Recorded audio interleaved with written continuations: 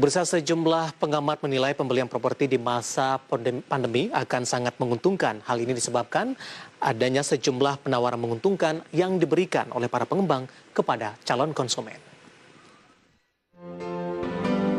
Ini. Para pengamat menilai pembelian properti di masa pandemi akan sangat menguntungkan. Hal ini disebabkan adanya sejumlah penawaran menguntungkan yang diberikan oleh para pengembang kepada calon konsumen. Salah satunya ialah sistem pembayaran yang fleksibel. Seperti diketahui dalam kondisi pandemi COVID-19 seperti ini, seluruh sektor industri terkena dampak yang cukup signifikan, terutama terkait penurunan daya beli masyarakat sehingga membuat pelaku bisnis mulai memberikan penawaran proyek terbaru untuk menarik minat pembeli. Selain itu, pihak konsumen juga disarankan untuk membeli properti saat harga perdana diluncurkan. Hal tersebut dikarenakan harga yang ditawarkan pengembang akan jauh lebih murah, sekaligus mendapatkan margin yang luar biasa yang cukup menguntungkan.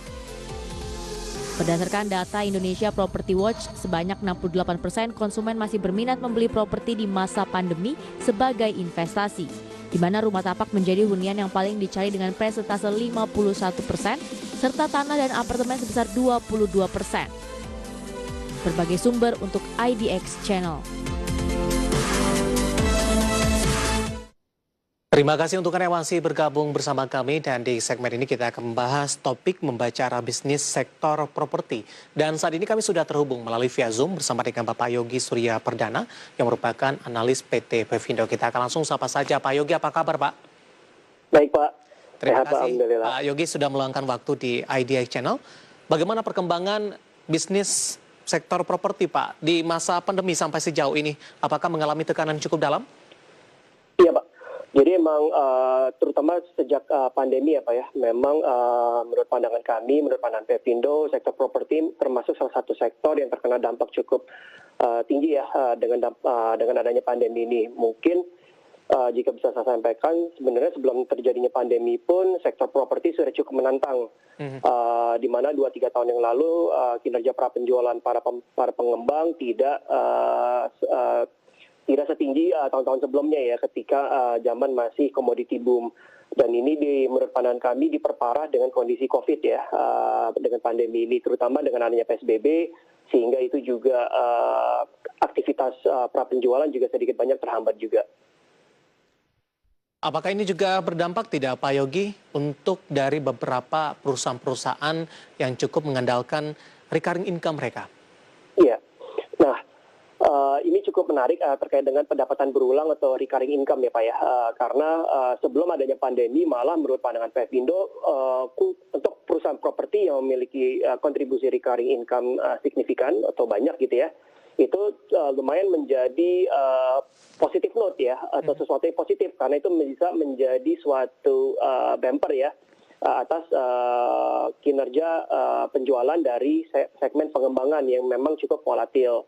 Namun dengan adanya COVID ini yang mana sifatnya sebenarnya unprecedented ya, tidak pernah terjadi sebelumnya, dan kita tidak pernah mengira akan terjadi wabah seperti COVID ini, sehingga berdampak terhadap pembatasan pergerakan orang atau ini aktivitas dengan adanya PSBB, dan ini sangat banyak memukul ya kinerja pengembang, terutama yang juga mengandalkan pendapatan dari segmen recurring income itu sendiri.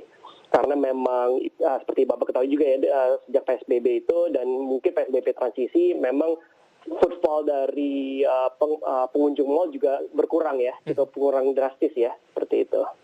Baik, tadi Anda katakan untuk dari properti ini mengalami tekanan yang cukup dalam. Apakah kondisi ini terjadi untuk semua segmen Pak Yogi? Atau mungkin ada beberapa segmen tertentu dari sisi propertinya masih terus mengalami pertumbuhan?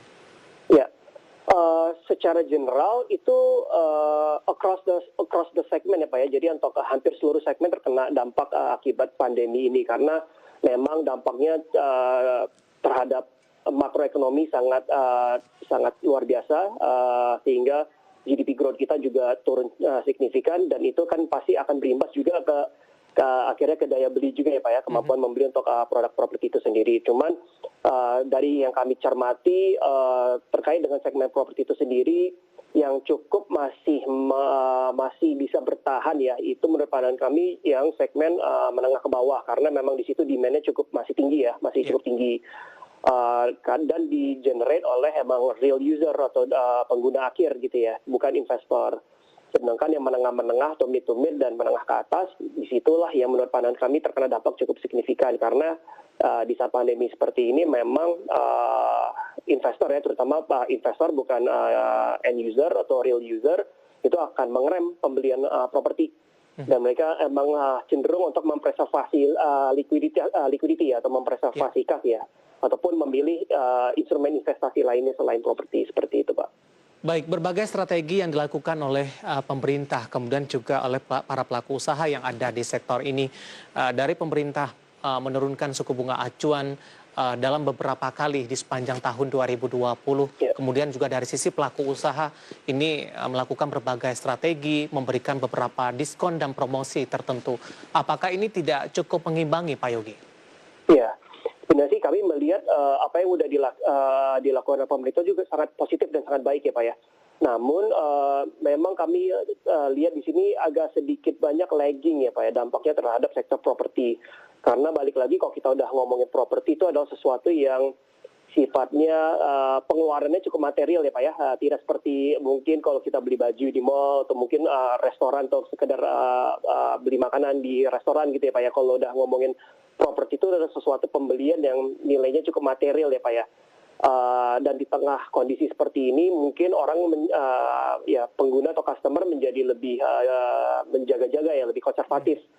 Namun apa yang sudah dilakukan pemerintah dengan menurunkan tingkat suku bunga memang menurut pandangan kami jangka panjangnya sampai jangka panjang ya itu bisa berkontribusi positif ya. Itu adalah semacam positif katalis ya bagi segmen properti. Cuma hanya saja mungkin saat ini karena nature dari wabah atau pandemi ini yang kita juga belum tahu berakhir sampai kapan. Vaksin saja juga kita belum menemukan vaksin efektif ya, sampai kapan juga kita belum tahu, sehingga menurut pandangan kami ini sedikit banyak juga terdampak memiliki dampak ke segmen properti, sehingga stance dari pembeli juga mungkin ya cenderung di tengah kondisi yang dipenuhi dengan serba ketidakpastian, mereka akan lebih berjaga-jaga seperti itu Pak.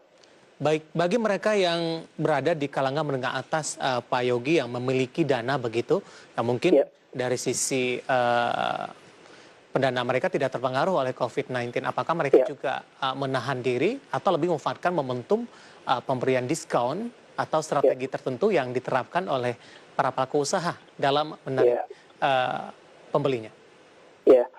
Dari yang kami cermati justru yang lumayan terkena imbas cukup signifikan malah yang sebenarnya menengah ke atas sih Pak. Jadi mungkin bagi mereka yang memiliki significant amount of saving gitu ya Pak ya, atau dana yang cukup besar yang mungkin tidak terdampak, ya mereka mungkin yang kami lihat ya dan kami cermati mereka memilih instrumen investasi lainnya di luar properti. Lebih kepada menahan diri begitu Pak Yogi di sini, bukan dari sisi kemampuan mereka untuk melakukan. Betul Pak, lebih ke menahan diri, bukan dari sisi ketidakmampuan ya.